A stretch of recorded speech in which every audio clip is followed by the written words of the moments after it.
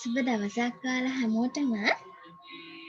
ඉතින් අද මම ඔයාලත් එක්ක කතා කරන්න බලාපොරොත්තු වෙන්නේ පෙර පාසල් ගුරුතුමියක් විදිහට ඔබ දැනගෙනම සිටිය යුතු විශේෂ පාඩමක් ගැන. ඉතින් විශේෂ දරුවන් කියන්නේ කවුද කියන එක ගැන ඔබලා හොඳින්ම දන්නවා.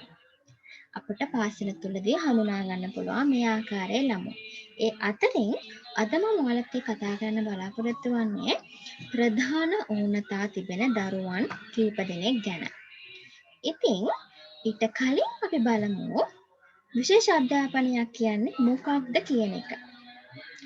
අද මම කතා කරන විශේෂ අධ්‍යාපන පිළිබඳ වර්ගීකරණය, ඒ වගේම ඒ අතරින් මම තෝරගෙන තිබෙනවා ඩවුන් සින්ඩ්‍රෝම් ළමුන් ගැන කතා කරන්න.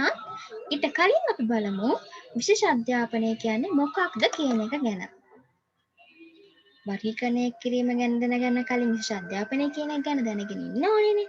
ඉතින් විශේෂ අධ්‍යාපනය කියලා කියන්නේ කායික, මානසික, චිත්ත වේගීය හා සමාජීය ගැටලු හින්දා ස්වාධීන ජීවිතයක් ගත කිරීම සඳහා නිපුණතා අත්කර ගැනීමට නොහැකි හා බාධා පැමිණෙන දරුවන් සඳහා විශේෂ ක්‍රමශිල්ප, විශේෂිත උපකරණ හා විශේෂ පුහුණු ක්‍රියාකාරකම් භාවිතා කරමින් එම දරුවන්ගේ නිපුණතා සාධනය කර ගැනීම සඳහා සහාය වීමේ ක්‍රියාවලියට තමයි විශේෂ අධ්‍යාපනය නැත්නම් විශේෂ අධ්‍යාපන ක්‍රියාවලිය කියලා අද කතා කරන්නේ. ඉතින් දැන් ඔයාලා තමයි විශේෂ අධ්‍යාපනය කියන්නේ මොකක්ද කියලා. දැන් අපි කතා කරමු විශේෂ අධ්‍යාපනය වර්ගීකරණය පිළිබඳව. එහිදී මම කතා කිරීමට බලාපොරොත්තු වෙමින් ඉන්න ඔයාලත් එක්ක විශේෂ අවශ්‍යතාවය ළමයා වර්ගීකරණය යනු බුද්ධිමය ලෙස, ශාරීරික ලෙස, චිත්ත වේගීය ලෙස විවිධ ආබාධිතයින් ආකාරයට අපිට ළමයින් වර්ගීකරණය කරන්න පුළුවන්. ඒ විශේෂ අවශ්‍යතාවය ඇති ළමයි. ඒ වගේම විශේෂ අධ්‍යාපන අවශ්‍යතාවය දරුවන් වර්ගීකරණය කරන්නත් අපිට පුළුවන්. ඒක ගැන මම අද ඔයාලත් එක්ක කතා කරනවා. ඒ වගේම ඒ අතරින් මම තෝරාගත්ත ප්‍රධාන උන්නතාවයක් සහිත දරුවෙ වර්ගයක් තමයි ඩවුන් සින්ඩ්‍රෝම් ළමුන් කියලා කියන්නේ. මේදී ඩවුන් සින්ඩ්‍රෝම් ළමුන් ගැන ඔබ අහලත් ඇති, අහලා නැතුවත් ඇති. කමක් නැහැ. අද අපි කතා කරමු කවුද මේ ඩවුන් සින්ඩ්‍රෝම් ළමුන් කියන්නේ කියලා. ඩවුන් සින්ඩ්‍රෝම් ළමුන්ගේ භාෂා ගැටලු, සංනිවේදන ගැටලු, චාලක ගැටලු, ඒ වගේම චිත්ත වේගී ස්වභාවයන් අද මම ඔයාලත් එක්ක කතා කරන්න බලාපොරොත්තු වෙනවා මේ කාල වේලාව තුළ. හරි. හරි. ඊට පස්සේ අපේ පළවෙනි මාතෘකාව තමයි විශේෂ අවශ්‍යතාවය ළමයි වර්ගීකරණය. ඒ අනුව අපිට බුද්ධිමය ලෙස, ශාරීරික ලෙස, ඒ වගේම කායික ආකාරයට ළමුන් වර්ගීකරණය කරන්න පුළුවන්. එහිදී බුද්ධිමය ලෙස ගත්තොත් එහෙම සුවඳ හා නිර්මාණශීලී නම් the gifted and creative මේ වෙනි දරුවෝ ඔබට පාසල තුලදී දැක ගන්න පුළුවන්. ඒ වගේම ඉගෙනුම් මන්දගාමී slow learnersලා ඉගෙන ගන්නවා. නමුත් හිමීට තමයි ළමයි හැමදේම අල්ලගන්නේ. හිමින් තමයි ඉගෙන ගන්න. මේ ආකාරයේ ළමුනුත් ඔබ දැකලා ඇති. ඒ වගේම මානසික ආබාධ තියෙනවා. නමුත් අධ්‍යාපනය ලබනවා. හොඳින් අධ්‍යාපනය ලබනවා. ඒවට මානසික ආබාධ තියෙන එක තමයි මේකෙන් කියන්නේ. එහිදී educable mentally retarded. ඒ ආකාරයේ ළමයිනුත් ඔබට පෙර පාසල තුලදී හමු වෙලා ඇති. ඒ වගේම ශාරීරික විදිහටත් මේ ළමයි අපිට වර්ගීකරණය කරන්න පුළුවන්. ශාරීරික විදිහට ගත්තොත් පෙනීම දුර්වල, ඇසීම දුර්වල, කතනය දුර්වල, කොර ක්‍රිප්ලට් අපි කියනවා. ඒ වගේ මොළයේ ආබාධ, මොළයේ තුවාල වුණු, මොළය ඇතුලෙන් තුවාල වුණු, brain injured මේ ආකාරයේ ළමයිනුත් ඔබට හමු වෙලා ඇති. බුද්ධිමය ආකාරයෙන්, ශාරීරික ආකාරයෙන් මේ ආකාරය වර්ග අනුව අපිට ළමයින් වර්ගීකරණය කරන්න පුළුවන්. ඒ වගේම චිත්ත වේගී විදිහට අපිට ළමුන් වර්ගීකරණය කරන්න පුළුවන්. ඒ අනුව සමාජ අපචාරී කියලා අපිට ළමුන් වර්ගීකරණය කරන්න පුළුවන්. ඒ වගේම විවිධ ආබාධිතයින් සහිත ළමුන්. කියන්නේ එකකට වැඩි ගණනක් ඒ ළමයට ආබාධ තියෙනවා. දෘශ්‍ය ආබාධයක් තියෙනවා, කතන ආබාධයක් තියෙනවා. ඒ අනුව කියන්නේ there are children who have more than one defect. ඒ කියන්නේ ඒ ළමයා තුළ එක ආබාධයක් නෙමෙයි ආබාධ දෙක තුනක් තියෙන්න පුළුවන්. අර මං කලින් කිව්වා වගේ කතන ආබාධ, දෘශ්‍ය ආබාධ, ඒ වගේම සසන ආබාධ මේ හැමදේම තියෙන්න පුළුවන්. ඒ ළමයින් අපිට විවිධ ආබාධිතයින් ගණයට එකතු කරන්න පුළුවන්. මේ අනුව අපිට විශේෂ ළමුන් මේ ආකාරයට ළමුන් අපිට වර්ගීකරණය කරන්න පුළුවන්. විශේෂ අවශ්‍යතාවය සහිත ළමුන් වර්ගීකරණය කරන්න පුළුවන්. අපි ඊළඟ ස්ලයිඩ් එකට යමු වුණොත් එහෙම මේදී සඳහන් වන්නේ වර්ධනය සම්බන්ධ ආබාධ ගැන. ඒ අනුව ආබාධ කොටස් තුනකට බෙදන්න පුළුවන්. කායික ආබාධ, මානසික ආබාධ හා මිශ්‍ර ආබාධ වශයෙන්. කායික ආබාධ යටතට ඇසීමේ ඌනතා, පෙනීමේ ඌනතා, මස්තිෂ්කාඝාත, ඒ වගේම මානසික ආබාධ යටතට මන්ද මානසික බව ගන්න පුළුවන්. ඒ වගේම මන්ද මානසික ආබාධ යටතේ මනෝවික්ෂිප්ත බව, ඉගෙනීමේ අපහසුතා, ඩවුන් සින්ඩ්‍රෝම් හා වෙනත් කියන මේ කොටස් තුන ගන්න පුළුවන්. දැන් ඔයාලා දන්නවා වර්ධනය සම්බන්ධ ආබාධ මොනවද? විශේෂ ළමුන් විශේෂ අවස්ථාන වර්ගීකරණය කරන්නේ කොහොමද කියන එක ගැන ඔයාලට දැන් හොඳ අවබෝධයක් තියෙනවා කියලා මම හිතනවා. අපි ඊළඟ ස්ලයිඩ් එකට යමු වුණොත් එහෙම 1944 කියන්නේ අපේ රට විතරක් නෙමෙයි අනිකුත් රටවලුත් මේ විශේෂ අධ්‍යාපනය පිළිබඳව අවධානය යොමු කරලා තියෙනවා. 1944 බ්‍රිතාන්‍ය අධ්‍යාපන පනත අනුව එරට විශේෂ අධ්‍යාපන සේවා අවශ්‍යතා ළමුන් වර්ගීකරණය කරලා තියෙන්නේ මෙන්න මේ ආකාරයට. ඒ අනුව දුෂ්‍යාබාධිත ළමුන්, රෝගාබාධ සහිත ළමුන්, ශාරීරික ඌනතා සහිත ළමුන්, බිහිරි, ශ්‍රවණාබාධිත, කතනාබාධිත, දුස්සාමාහිත, එවැගේම අධ්‍යයන පසුබට, චිත්තවේගී ආබාධිත, එවැගේම විශේෂ බුද්ධිමය ශක්්‍යතා සහිත ළමුන් වශයෙන් අපිට ළමයින් වර්ග කරන්න පුළුවන් කියන එක බ්‍රිතාන්‍ය අධ්‍යාපන පනත අනුව පිළි අරගෙන තියෙනවා. ඒ වගේම 1950 ඇමරිකාවේ විශේෂ අවශ්‍යතාවය වර්ග කරලා තියෙන්නේ මෙන්න මේ ආකාරයට. ඒ කියන්නේ පළවෙනි එක සුහඟ. අධ්‍යාපන ලැබිය හැකි මානසික පසුබටතා සහිත.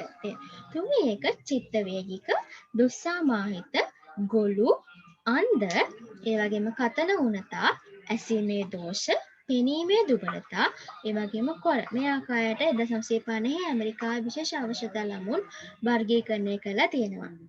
ඒ වගේම බුද්ධිඵලය පදනම් කරගෙන කෙල්ලෝවල් විසින් වර්ගීකරණයක් ඉදිරිපත් කරලා තියෙනවා. එහිදී විවිධ වර්ගයේ විශේෂ අවශ්‍යතාවය ළමුන් හඳුනා ගැනීමට මේ වර්ගීකරණය කෙල්ලෝවල් හඳුන්වා දුන්නේ මෙන්න මේ වර්ගීකරණය ඉතාමත් ඉවහල් වෙනවා. ඒ වර්ගීකරණයට අනුව බුද්ධිඵලය 130ට වැඩි ළමුන් සුමංග ළමුන් විදිහටත් 130ත් අතර ළමුන් සාමාන්‍යයට වැඩි ළමුන් විදිහටත් 85ත් 100ත් අතර ළමුන් සාමාන්‍ය ශිෂ්‍ය වර්ගයේ විදිහටත් 70ත් 85ත් අතර ළමුන් අධ්‍යාපන පසුබට ළමුන් විදිහටත් 55 70 අතර බුද්ධිඵලයේ තිබෙන ළමුන් මන්ද බුද්ධික ශිෂ්‍ය වර්ගය යටතටත් 25 50 බුද්ධිඵලයේ තිබෙන ළමුන් අමනයින් කියන ශිෂ්‍ය වර්ගයටත් 25ට අඩු බුද්ධිඵලයක් ඇති ළමුන් සියල්ලෝම මුග්ධයින් කියන නැත්නම් ඉඩියට්ස් කියන ශිෂ්‍ය වර්ගයට යටතට අපිට ඇතුළත් කරන්න පුළුවන් කියන එක ගැන කෙලවල් සඳහන් කරලා තියෙනවා.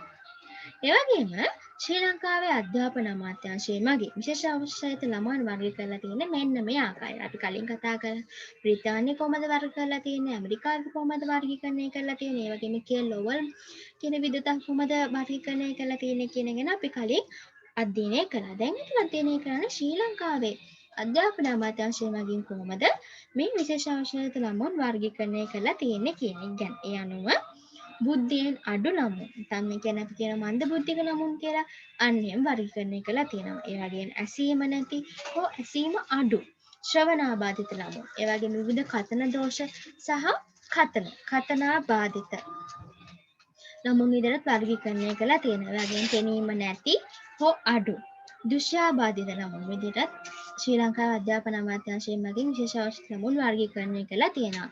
ඒ වගේම කොර ආදී ශාරීරික බාධා නැත්නම් අපි කියනවා ශාරීරික ආබාධ ඇති ළමුන් විදිහටත් අපිට ළමුන් වර්ගීකරණය කරන්න පුළුවන්. ඒ වගේම චර්යා පිළිබඳ ආබාධ, චර්යාබාධිත ළමුන් විදිහටත් අපිට මේ ශ්‍රී ලංකාවේ අධ්‍යාපන අමාත්‍යාංශය මගින් විශේෂ අවශ්‍යතාවය ළමුන් වර්ගීකරණය කරලා තියෙනවා. හරි. දැන් ඔයාලා දැනගත්ත අවධානය යොමු කළා ඔයාලට හොඳ අවබෝධයක් එන්නේ නැති ශ්‍රී ලංකාවේ අධ්‍යාපන අමාත්‍යාංශය මගින් විශේෂ අවශ්‍යතාවය ළමුන් වර්ගීකරණය කරලා තියෙන්නේ කොහොමද කියන එක ගැන. හරි. දැන් අපි කතා කරමු ඊළඟ ස්ලයිඩ් එකට යමු වුණොත් එහෙම අපි ඊළඟ මාතෘකාව තමයි විශේෂ අධ්‍යාපන අවශ්‍යතා සහිත දරුවන්ගේ වර්ගීකරණය. ඔයාලා දැනගත්ත විශේෂ අධ්‍යාපනයක් කියන්නේ මොකක්ද කියන එක ගැන දැන් අපි කතා කරමු විශේෂ අධ්‍යාපන අවශ්‍ය දරුවන්ගේ වර්ගීකරණය ගැන. ඒ අනුව දෘෂ්ටි ඌනතා. ඒ අනුව අපිට ගන්න පුළුවන් දෘෂ්ටි ඌනතා visual impairment. දෘෂ්ටි ඌනතා. දෘෂ්ටි ඌනතා කොටස තුනක් තියෙනවා පූර්ණ අන්ධ, අල්ප දෘෂ්ටිකතාවය සහ ඌන දෘෂ්ටිකතාවය. පූර්ණ අන්ධ කියන එක ගත්තොත් ඒක මම කෙටියෙන් පැහැදිලි කරොත් එහෙම මධ්‍ය දෘෂ්ටියේ ක්‍රියාකාරීත්වය 20 හෝ 200 හෝ ඊට අඩු නම් හා දෘෂ්ටි ශේෂ්ත්‍රය අංශක 20ට අඩුයි නම් ඒ ළමයා පූර්ණ අන්ධභාවයකින් පෙළෙනවා.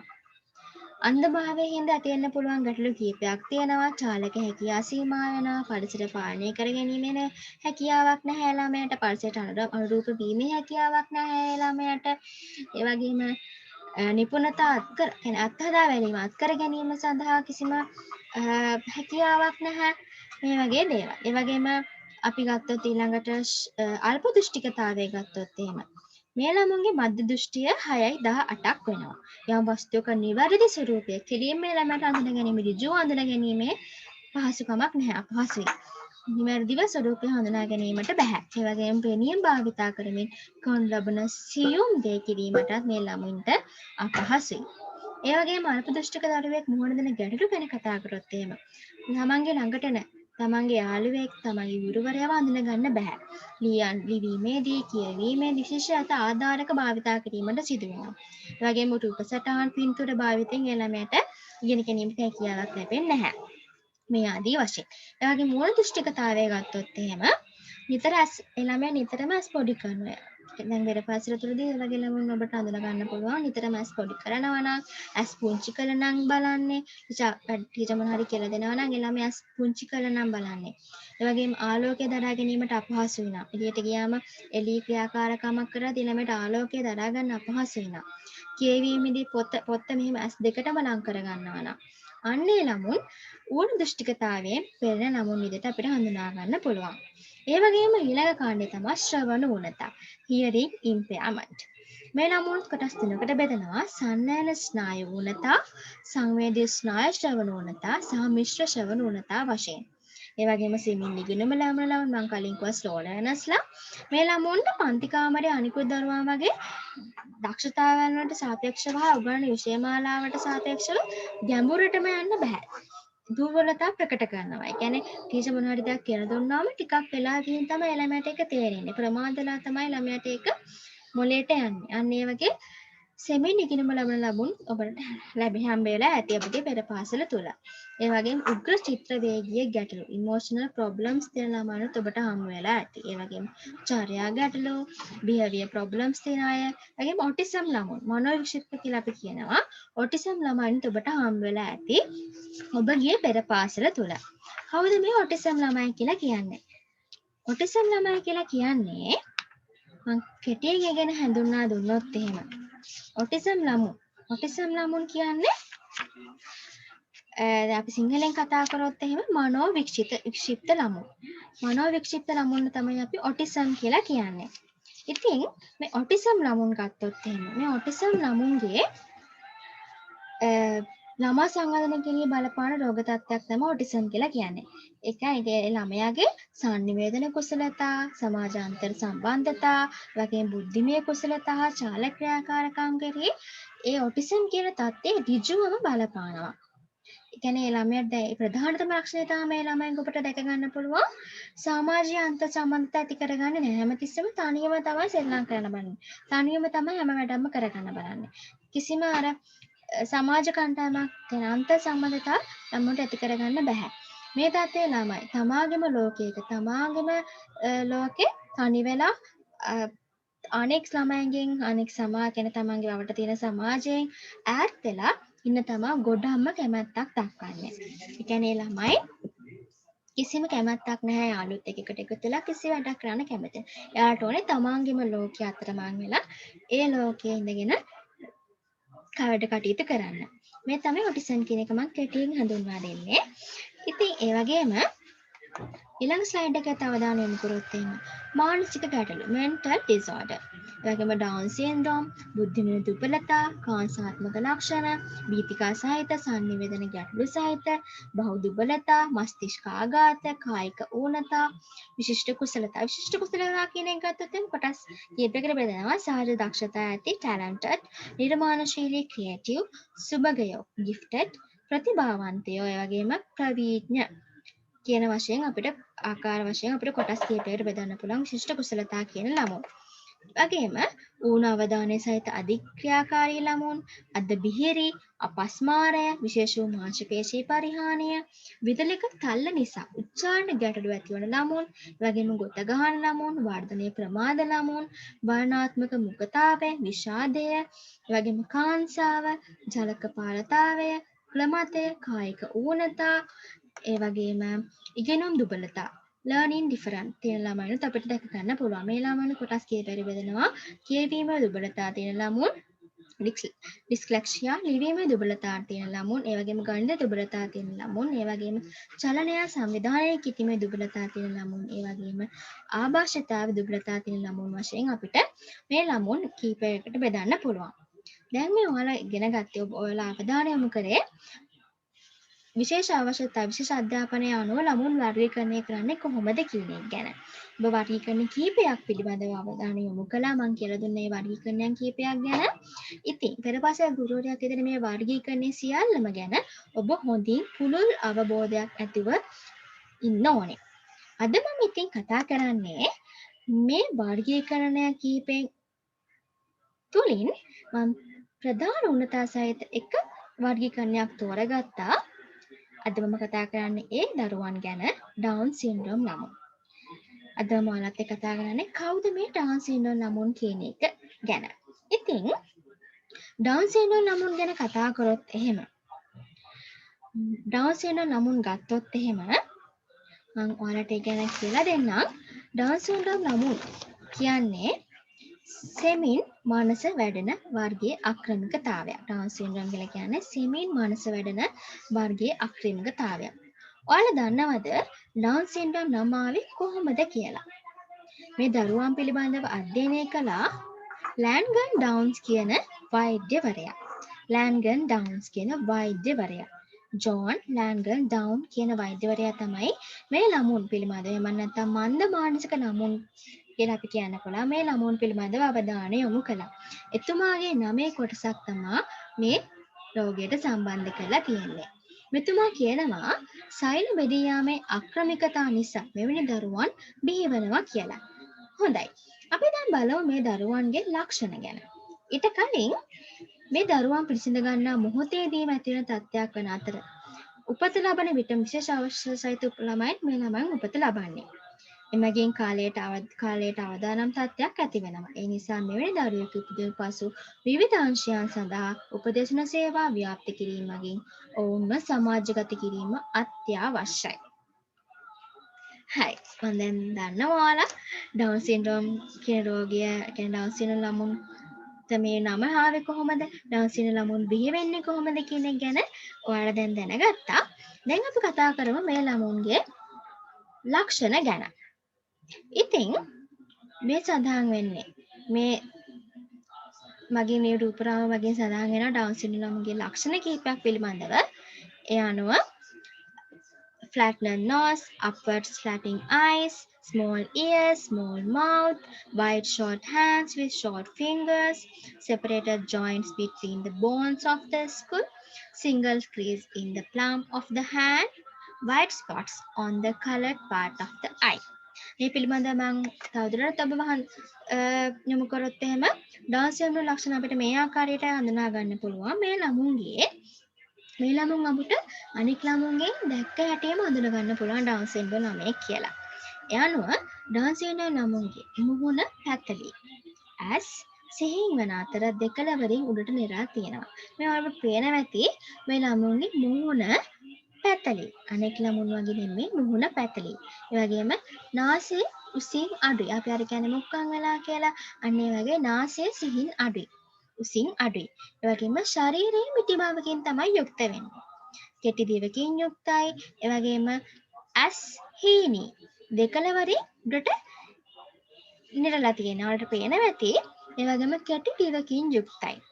අල්ලේ එක් රේඛාවක් පමණයි දකින්න ලැබෙන්නේ. ඒ වගේම ඉක්මනින් වෙහෙසටපත් වෙන මොනවාරි ක්‍රියාකාරකමක් කළාම ඉක්මනට මේ ළමයා වෙහෙසටපත් වෙනවා.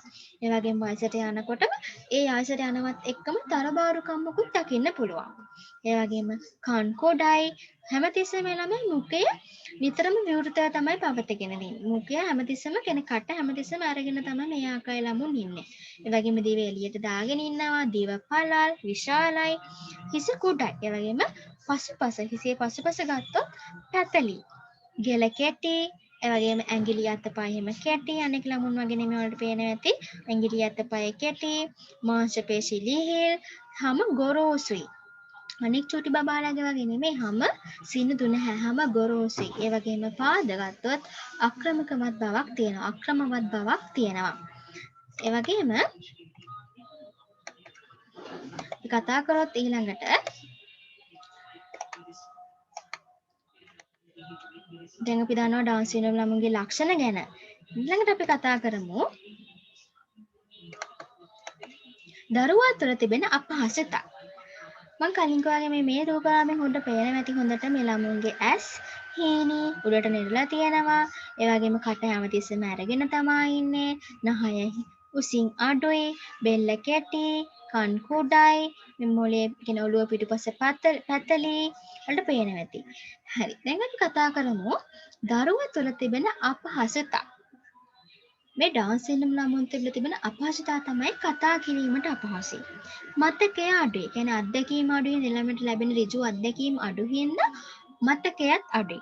ඇඟිලි අතපය ක්‍රියාත්මක කිරීමේ අපහසුතාව තියෙනවා. මොකද ඇඟිලි අතපය මම කලින් වගේ කොටයි. ඒ හින්දා අතපය ක්‍රියාත්මක කිරීමේ අපහසුතාව තියෙනවා. ඇවිදීමේ අපහසුතාව තියෙනවා. හුස්ම ගන්න අපහසුයි. කෙටි දිවකින් යුක්තයි. හැමතිස්සෙම කට අරගෙන ඉන්න මේ දිව එළියට දාගෙන තමයි ඉන්නේ. ඉක්මනින් මානසිකපත් වෙනවා. මේ වගේ හින්දා හුස්ම ගන්න අපහසුයි. ඒවා තමයි දරුවා තුළ දකින්න ලැබෙන අපහසුතා. ඒ වගේම දරුවා තුළ තිබෙන හැකියාව ගත්තොත් එහෙම අනුකරණය කිරීමේ හැකියාව, තමන්ගේ අවශ්‍යතාවයන් පෙන්වීමේ හැකියාව, ඉගෙන ගැනීමේ හැකියාව, ඉදිරිපත් කිරීමේ හැකියාව, සමාජානුයෝජනය කිරීමට ඉතාමත් පහසුයි මෙවැනි ආකාරයේ ළමුන්. ඒ වගේ මේ ළමුන්ට ගොදුරු විය හැකි රෝග. මේ රූපරාමයට ඔබට හොඳින් පේනවා ඇති ඩවුන් සින්ඩ්‍රෝම් ළමුන් කොහොමද හඳුනාගන්නේ කියන එක ගැන. දැන් අපි කතා කරමු ඒ ළමුන් ගොදුරු වෙන්න පුළුවන් රෝගාබාධ ගැන. ලියුකෝමියා රෝගයට ගොදුරු වෙන්න පුළුවන් මේ ආකාරයේ ළමුන්.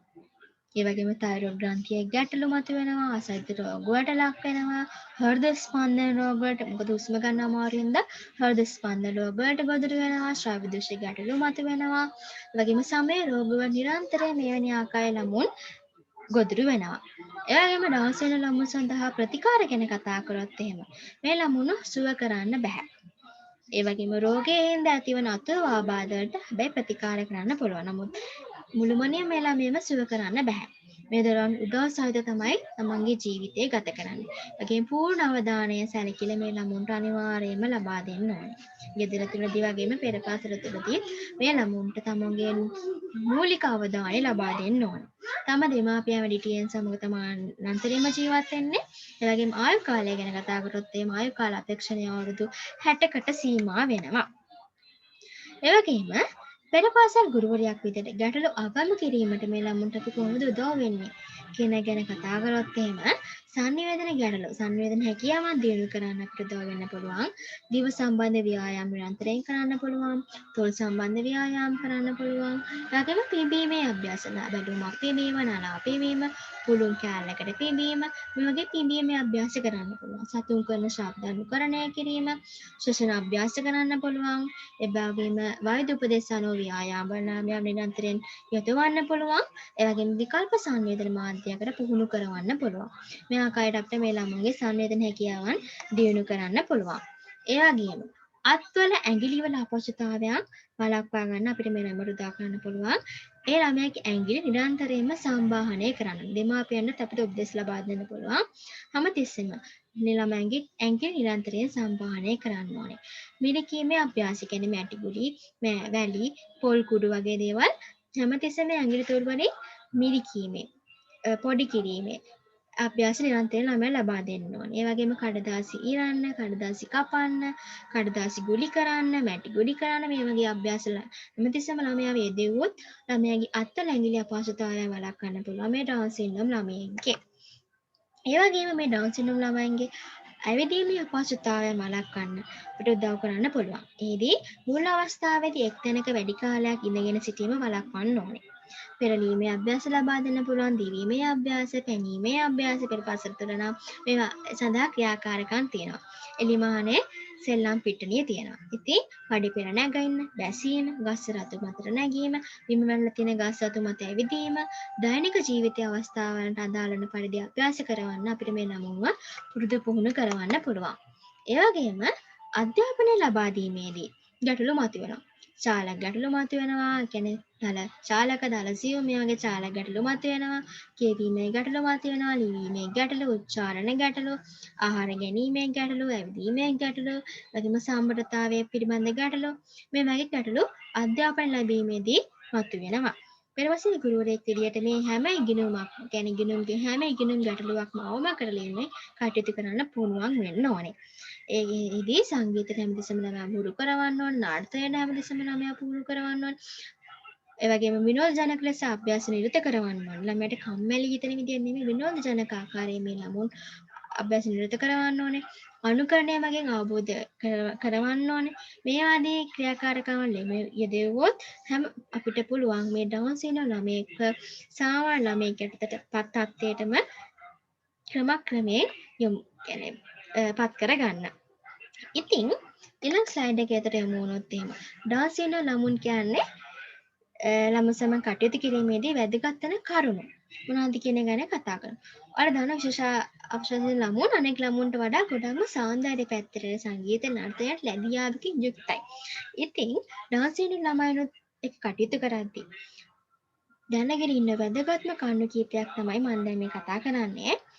ආදරය හා කරුණාව මේ ළමුන්ට ඉතාමත් වැදගත්. මේ ළමුන් අපෙන් ගොඩාම බලාපොරොත්තු වෙන්නේ තමන්ට ආදරය හා කරුණාව. ඒ වගේම සංගීතය, නැටුම් වැනි වින්දනාත්මක දේවල් වලටත් මේ ළමුන් රුචිකත්වයක් දක්වනවා මම කලින් කිව්වා වගේ. වගේම අනුකරණ ඉගෙන ගන්නා හින්දා එම අනුකරණ හැකියාව ප්‍රොජෙක්ට් ගැන කටයුතු කරනවා. වගේම සෙනෙක් ඉගෙන ගන්නා හින්දා සෙනෙක් ස්ලෝ ලර්නර්ස්ලා නෙමෙයිලා. ඉතින් ක්‍රමක්‍රමයෙන් සෙනෙක් ඉගෙන ගන්නා හින්දා විශේෂ අධ්‍යාපන ක්‍රමයක් අවශ්‍ය වෙනවා. ඒ වගේම දරුවා අකමැති දේවල් කරන්න දරුවාව කිසිසේත්ම පොළඹවන්න එපා. බල කරන්න එපා. ඒ ළමයාට කැමති විදියට නිදහස දෙන්න. ශාරීරික දඬුවම් පමුණුවන්න කිසිසේත්ම නුසුදුසුයි. බල කරන්න හොඳ නැහැ. ශාරීරික දඬුවම් කිරීම නුසුදුසුයි. දරුවා අකමැති දේවල් කරන්න කිසිසේත්ම පෙළඹවන්න හොඳ නැහැ. ඒ වගේම දැන් ඔයාලා දැනගත්තා ඩවුන් සින්ඩ්‍රෝම් ළමුන් ගැන දැනගත්තා. ඒ වගේම විශේෂ අධ්‍යාපනය සහිත ළමුන් කියන්නේ විශේෂ අධ්‍යාපනය කියන්නේ මොකක්ද කියන එක ගැන ඔයාලා දැනගත්තා. ඒ වගේම විශේෂ අධ්‍යාපනයේ වර්ගීකරණය පිළිබඳව ඔයාලා දැනගත්තා. ඒ වගේම මේ අතරින් මම ප්‍රධාන උණුතාවයක් තෝරගත්ත ඩවුන් සින්ඩ්‍රෝම් කියන එක ගැන. ඒ ඩවුන් සින්ඩ්‍රෝම් ළමුන්ගේ බාහිර ලක්ෂණ ගැන කතා කරා. ඒ ළමුන් සමග කටයුතු කරන්නේ කොහොමද? ඒ ළමයින්ට කරන්න පුළුවන් ක්‍රියාකාරකම් මොනවද? ප්‍රතිකාර මොනවද? ඒ වගේම ගොදුරු වෙන්න පුළුවන් ඉඩ රෝග පිළිබඳව අද මම ඔයාලත් එක්ක කතා කරා. ඉතින් මම හිතනවා ඔයාලට මේ ඉදිරිපත් කිරීම ගොඩක්ම ප්‍රයෝජනවත් වෙන්න ඇති කියලා. ආයෙත් දවසක මම ඔයාලා හමුවට එනවා. තවත් වැදගත් අධ්‍යයනයක් සමගින් තවත් වැදගත් පාඩමක් සමගින්. ඉතින් පෙරපසල් ගුරුවරයෙක් විදිහට එවැගේම දෙමාපියන් විදිහට ඔබ හැමෝම දැනගෙන සිටිය යුතු විශේෂ ඉතාමත් වටිනා පාඩමක් තමයි මම අද ඔයාලට කියලා දුන්නේ. ඉතින් අද මම මෙතනින් නවතිනවා. බොහොමත් ස්තුතියි මාත් එක්ක මේ කාල වේලාව රැඳී සිටියට. බොහොම ස්තුතියි.